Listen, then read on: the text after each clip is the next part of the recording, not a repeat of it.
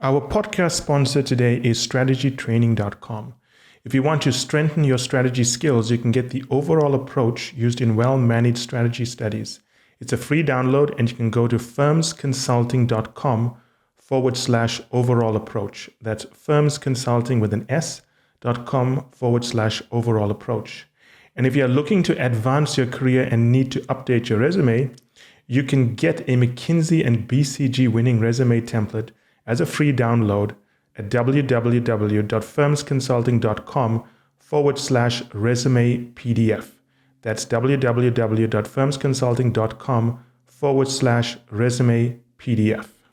Hi, everyone, and welcome to another Firms Consulting podcast. Today, I'm not going to talk about one of my clients. I'm going to talk about a coaching session between Kevin Coyne, the ex-McKinsey worldwide strategy leader, and one of his clients, right? Firms Consulting client that he is mentoring. So the client's name is Felix, and she has given us permission to discuss her experiences. Obviously, we will, as always, not disclose our identity. So let's just call her Felix here, right? Now, personally, I like Felix. I think she is really one of the smartest people I've ever met in my life.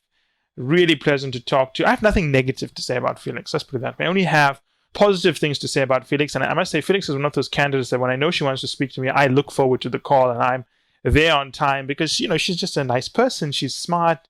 It's great to see, I think, the youth today that are idealistic, because I think she's idealistic. She has high values, which, fits into Firms Consulting. She is very smart, great, respect for professionalism, strong ethics, ambitious. I like Felix. Felix is a star.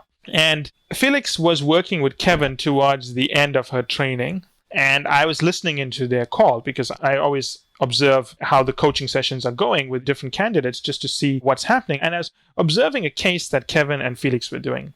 So the case was that Kevin had given Felix a case where he was talking about a paper shredding company. This paper shredding company is in a growing market, right? And the market's growing, but the company's share of the market is dropping. So in a growing market, the company's market share is dropping, and the company had raised prices recently. And the other thing Kevin pointed out to Felix is that the way this company worked is they had these routes where they drove their trucks along these routes and they picked up paper to be shredded, and these routes are fixed. They cannot change it. It's not like they can get up in the morning one day and say, oh, I don't want to go down this route because only 2 clients called in for a pickup out of 10, so it's not efficient for us to do it. They have to go along with it. So Kevin gave Felix that information. And he pointed out to Felix and he said, well, Felix, I want you to infer what you can from the information I've given you, and I want you to point out the most important area for analysis. Now, what did Felix do, right? What Felix did is she went ahead and generated her structure to analyze the case.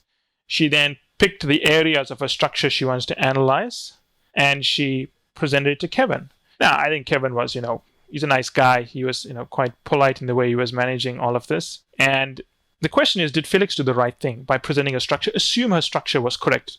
The question is, did she do the right thing? Now, I'm going to point out a very dirty secret that, most people don't know. There are 2 kinds of McKinsey cases, as there are 2 kinds of BCG cases. One kind, which is ridiculously popular, and I'd say 60% of all candidates face these cases, do not involve structures to be solved. You cannot solve it with a framework. This is such a case. If you want, go back and listen to the case facts that I gave you. Now, how would you solve this case? Well, before I tell you that, let me explain to you the different kinds of McKinsey cases that you need to be aware of during your preparation. And this applies to BCG as well, right? So I'll talk from the BCG perspective. Kevin was doing the McKinsey perspective. But the point is this. McKinsey has 2 kinds of full cases. The one is these broad issue cases. There's something happening in the sector. Tell us what we need to do to fix it. In those kind of cases where it's so broad and the solution and the problem is not clear, you have to generate a framework to guide your thinking, right? Such a case would be something like, there's a company that is facing a drop in sales due to the arrival of new competitors. The client wants you to help them think through how they need to respond. That's a broad case, right? This case is what I call a specific case. Now, how do you know it's a specific case? There are characteristics of specific cases. One, a lot of information is given to you that is very, very detailed. The market's growing. The company raised prices. They are losing their volume share. They need to maintain their root structure.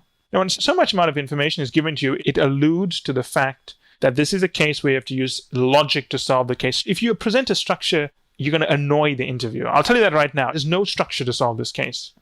Now, there's another clue here to determine that this is a structure requiring logic. The first clue is that, listen to what Kevin told Felix. He said, Felix, I want you to infer what is happening and tell me the most important thing they need to examine. He said, infer what is happening. The definition of inference is you got to look at the facts presented and explain, in layman's terms, what you think is happening, right? Now, what Felix did is she went ahead and said, well, Kevin, these are the facts you told me, and of the 6 facts or whatever it is, I think these 2 facts are most important. That's not inferring anything. She was just prioritizing the facts given to her. Kevin didn't say prioritize the facts given to me, given that I gave you. He said infer what is happening from all of the facts given. So the way to handle this case is, let me explain to you how to do it. The way to do it is say, well, just one other piece of information Kevin provided. He mentioned that the margins are also dropping, right? He said margin is calculated by profit divided by revenue, right? Now, the way to work through this is very simple. The way Felix should have done this and the way to tackle these very unusual McKinsey cases whereby you need to infer what is happening and you cannot, simply go out there and present a structure. The right way to do this is to say the following. Okay, Kevin, we see the market's growing and the company's market share is shrinking. So the company must have done something to cause its margins and market share to shrink, right? So what could it have done? Okay, you told me that they've raised prices, right? And you told me their margins are also dropping. Now, according to your definition of margins, it's profit divided by revenue. So that's profit times volume minus cost. So revenue minus cost divided by revenue, right? So profit is revenue minus cost, and the equation can be rewritten as revenue minus cost divided by revenue. So that's profit times volume minus cost divided by profit times volume. So we know that margin is going down, but we know that price is going up. So price is going up, right? So either volume is going down or costs are going up to cause profits to drop. So volume is going down or costs are going up. Okay. We also know that they have a fixed root structure, right? Now, technically, I would assume that the fuel costs and so on would be variable, but according to what you're telling me, if the root structure is fixed, it's also a fixed cost. So what I can infer from this, Kevin, is that we've changed our pricing.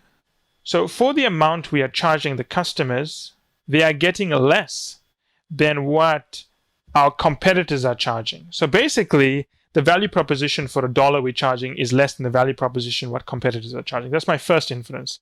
The second one is I think that our cost structure may be too high for the volume we have because, as you pointed out, customers are leaving, but we're forced to maintain the cost structure. So the efficiency of our cost structure is dropping. And in a fixed cost business, you've got to drive volume off the fixed costs so that you spread, you're basically spreading your fixed costs over more units. So what I would like to then analyze here is looking at what we need to do to win back customers, whether that's pricing, changing our product mix, and so on. That's the first thing. The second thing I'd look to do is around costs is first I'd like to increase the volume of our fixed cost base. If that can't be done, then I'd have to look at a way to cut the costs. So those are my hypotheses, and we can talk about some of the data we need. Now, do you notice the difference of the way I did that? There's no structure for this. If you're thinking there's a structure out there, you are kidding yourself. There's no structure for that kind of case. But what you don't want to do is tell Kevin, this is my framework. This is what I want to focus on. These are going to be my priority areas, because it's not going to work that way, right? It's never going to work that way if you actually do it. So when you're sitting down there and practicing cases and you're memorizing frameworks until, you're blue in the face, you're only preparing yourself for 40% of McKinsey cases and probably 50% of BCG cases. And that's a very important point you have to remember. And it's something that, a lot of coaching firms don't want to tell you for cases because it's kind of easy to sell you something to memorize frameworks. It's a lot harder to develop something that teaches you how to think through logically for the second kind of McKinsey case. But be aware of it. It's very common, right? So what you want to do is that the first step is I think you need to be aware of this McKinsey case format. It is very common. And you need to be able to understand that when you hear terms like infer, what is the most important thing, you can't develop a structure here. You've got to actually dive into the data presented to you, interpret it, and present what you think is happening, the inferred ideas, and what you think the priority would be, which is your hypotheses, right? But be aware of these kind of cases. They're very common, but you also need to be aware of this in your own preparation, right? This is not something whereby you can learn a technique to solve it. There's no technique to solve this. It is looking for the ability for you to understand issues at their root level, and then apply them to a case. Structure will never work here. Don't even think about looking at a structure. No structure is going to work, right? Not even brainstorming a structure is going to work here. This is not about structures. This is about solving cases by understanding the logic between the data points presented to you. So the way to solve this case is take the data points, think about what it's telling you, that's your inferences, present those, and then present your hypotheses. And that's the way to tackle this, right? They're very common. I don't think they are that common at partner level, but they're very common. First round cases can follow this format, but there are some partners who give them. Kevin's given them, and I also tend to give them, but I'm more of a big picture kind of strategy guy. So I tend not to focus. I don't tend to not like cases that call for this logic testing. But the most important takeaway from this podcast is fully 50 to 60% of all McKinsey cases follow this format. And, if you go ahead and just memorize frameworks, you're only preparing for 40% of cases. So make sure you prepare for all kinds of cases. That's very important. As we wrap up, today's podcast is sponsored by strategytraining.com. If you want to strengthen your strategy skills, you can get the overall approach used in well-managed strategy studies as a free download. Go to firmsconsulting.com/overall approach. And if you're looking to advance your career and need to update your resume, you can get a McKinsey and BCG winning resume template example as a free download at www.firmsconsulting.com/resume PDF.